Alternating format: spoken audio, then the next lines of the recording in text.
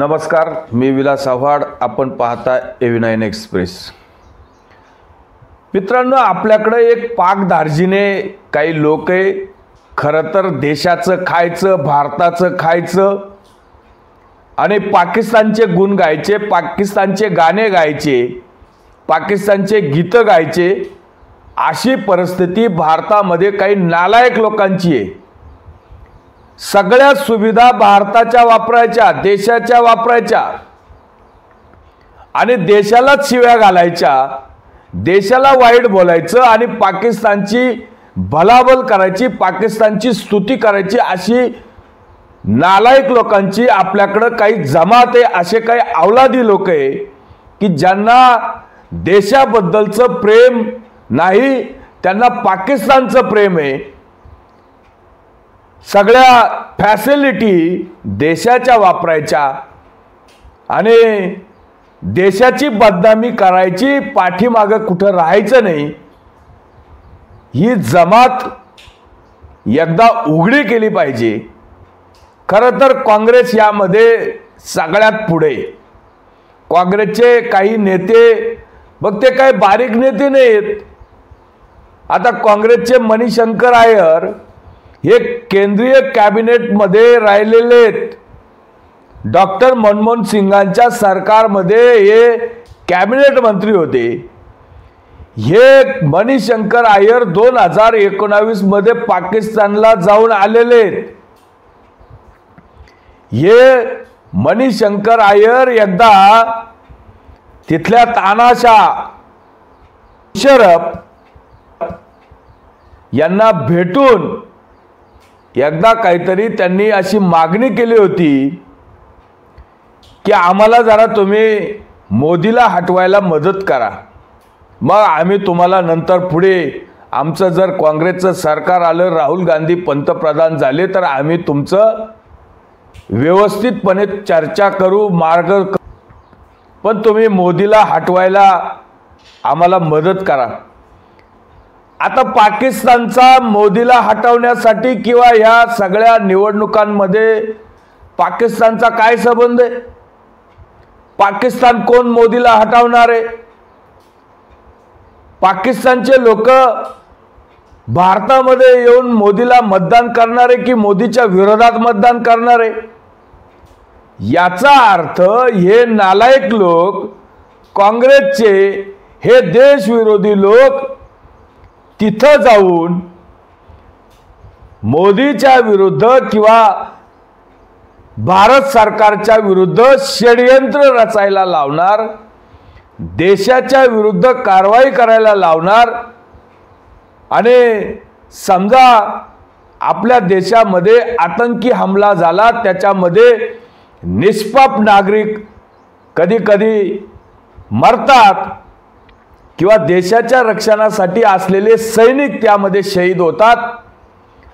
या हरामखोरांना आणि या नालायक अवलादींना याचं काही सोयरीक सुतक नसतं.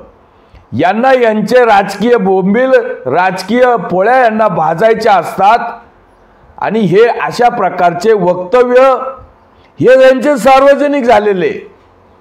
आता पण या मणिशंकर अय्यरने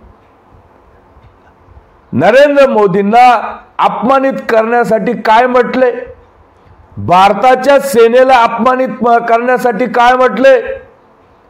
की पाकिस्तानकडे पण अणुबॉम्ब आहे आणि मग त्यांनी काय बांगड्या घातल्या नाही.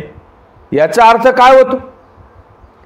म्हणजे पाकिस्तानची तुम्ही अणुबॉम्बची किंवा ॲटम बॉम्बची धमकी तुम्ही भारताला देणार, तुम्ही भारतात राहणार, भारताचं खाणार आणि देशाला धमक्या देणार. आणि दुसरे ते फारुख अब्दुल्ला, ते पण म्हणतात की पाकिस्तान ॲटम बॉम्ब देश आहे आणि त्यांनी जर भारतावर आता असा ॲटम बॉम्बचा हल्ला केला तर काय होईल? ही भाषा पाकिस्तानचे नेते पण करत नाही. अशा प्रकारची भाषा पाकिस्तानच्या नेत्यांना सुद्धा करण्यासाठी ते 100 वेळा विचार करतील,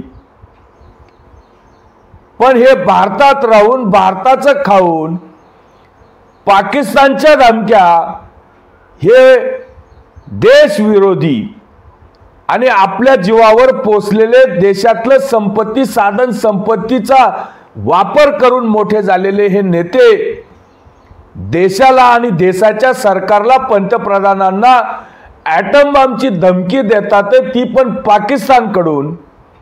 खरं तर अशा देशद्रोह्यांवर तात्काळ कारवाई झाली पाहिजे.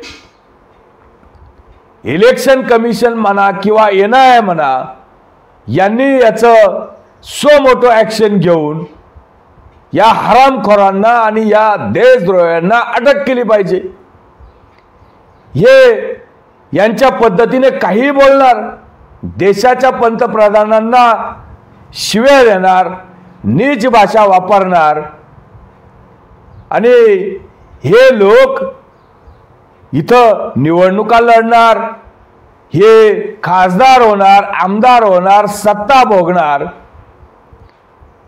काय संबंध आहे? लोकसभेच्या निवडणुकीमध्ये अशा प्रकारचे वक्तव्य करून यांची ओढबॅक आणि तुष्टीकरण करण्यासाठी हे कोणत्याही थराला जातात. आणि मग काँग्रेस असो किंवा काँग्रेसचे हे बगलबच्चे असो किंवा विरोधी पक्षातले अनेक लोक असो, खरं तर पाकिस्तानची परिस्थिती आज अशी आहे, पाकिस्तानची खायची सुद्धा आज इथं हिंमत नाही. 2 वेळचं अन्न सुद्धा पाकिस्तानला लवकर मिळत नाही. गोरगरीब रस्त्यावर आज मरून राहिले आणि ह्या लोकांना पाकिस्तानची काळजी वाटते. हे लोक म्हणतात की पाकिस्तान बरोबर चर्चा केली पाहिजे. खरं तर त्यावेळेस 2019 मध्ये मोदी सरकारने, अमित शहांनी 370 हटवलं. त्यावेळेस हे सगळे हे देशद्रोही नेते या 370 हटवण्यावरून अगोदर काय बोलत होते की 370 जर हटवलं तर काश्मीरमध्ये रक्तपात होईल, रक्ताच्या नद्या वाहतील, देशाचा तिरंगा खांद्यावर घ्यायला कोणी शिल्लक राहणार नाही. अशा प्रकारच्या धमक्या सुद्धा हे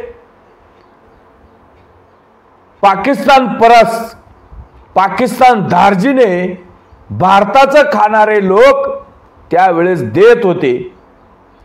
अशा या पाकिस्तानी धार्जिन्या लोकांना धडा शिकवण्यासाठी कधीतरी राष्ट्र फर्स्ट किंवा नेशन फर्स्ट, देशभक्त लोकांनी यांना मतदानातून आपली लायकी दाखवली पाहिजे की तुष्टीकरण करण्यासाठी आणि एक मायनॉरिटी किंवा अल्पसंख्याकांचे मत घेण्यासाठी हे एका परकीय देशाची धमकी देशाला देऊ शकतात आणि इथं सत्ता भोगण्यासाठी नाना प्रकारचे वेगवेगळे प्रकारचे हातखंडे हे वापरतात. या अशा प्रकारच्या लोकांचा बंदोबस्त सुमोटो सुप्रीम कोर्टाने सुद्धा केला पाहिजे. कारण कुशल पाकिस्तानची भाषा बोलायची. भारताकडे सुद्धा ॲटम बॉम्ब आहे, भारताने काही बांगड्या भरल्या नाही. जर पाकिस्तान काही कारवाई करणार असेल तर भारत सुद्धा करू शकतो. ही गोष्ट ह्यांना पण माहिती आहे, पण तसं नाही. ज्या वेळेस देशाने सर्जिकल स्ट्राईक, एअर स्ट्राईक केली आणि दाखवून दिलं की भारत एकतर कोणाला छेडत नाही आणि जर समोरच्याने छेडलं तर त्याला सोडत नाही. मग उरीचा हमला पुलवामा मध्ये ज्या प्रकारे इंडियन आर्म फोर्सवर त्या गाड्यांवर जो काही हमला झाला आतंकवाद्यांचा, या दोन्ही वेळेस सर्जिकल स्ट्राईक आणि एअर स्ट्राईक करून भारताच्या सैनिकांनी, भारताच्या फोर्सने पाकिस्तानमध्ये घुसून जो काही पाकिस्तानला धडा शिकवलाय तो आजपर्यंत पाकिस्तान विसरलेलं नाहीये. आणि हे काय धमक्या देतात त्याच्यामुळं या अशा प्रकारच्या फालतूच्या धमक्या आणि हे लोक 2.5 पावन 2 पावन पावशरण अशा प्रकारच्या बॉम्बच्या ह्या धमक्या यांना कोणीही भीक घालत नाही. हे फक्त भारतात राहून जे काही खातात इथं आणि गुणगान पाकिस्तानचं गातात, यांना उघडं नागडं करायची वेळ आलेली आहे. आणि याच्यासाठी हे जे लोक आहे यांचे चेहरे उघडे केले पाहिजे आणि यांना योग्य ते शासन सरकारकडून झालं पाहिजे, फोर्स करून झालं पाहिजे. यांची परत ही तोंड उघडण्याची लायकी नाही किंवा तोंड उघडण्याची यांची परत डेअरिंग झाली नाही पाहिजे. देशाच्या विरुद्ध बोलताना यांनी 100 वेळा विचार केला पाहिजे. आपल्याला इतकंच वाटतंय, बाकी या अशा प्रकारच्या धमक्यांना मोदी पण भीक घालत नाही आणि देश पण घालत नाही. अनेक वेळा भारताने दाखवून दिले. खरं तर एअर स्ट्राईक झाल्यावर आपले पायलट अभिनंदन किती तासात परत आले. तिथल्या काही मंत्र्यांचे पाय असे लटलट कापत होते. हा इतिहास सुद्धा आपल्याला जुना नाही. त्याच्यामुळं भारत आणि पाकिस्तान, मोदींनी अतिशय योग्य ठिकाणी आणि योग्य ठिकाणी काम केले. मोदींनी पाकिस्तानला कधी नीचा दाखवण्यासाठी काम केलं नाही, पण पाकिस्तानला सुधारायचंच नाही. चर्चा आणि आतंकवाद या दोन गोष्टी बरोबर होऊ शकत नाही. पाकिस्तानला सुधारायचंच नाही. चर्चा आणि आतंकवाद या दोन गोष्टी बरोबर होऊ शकत नाही.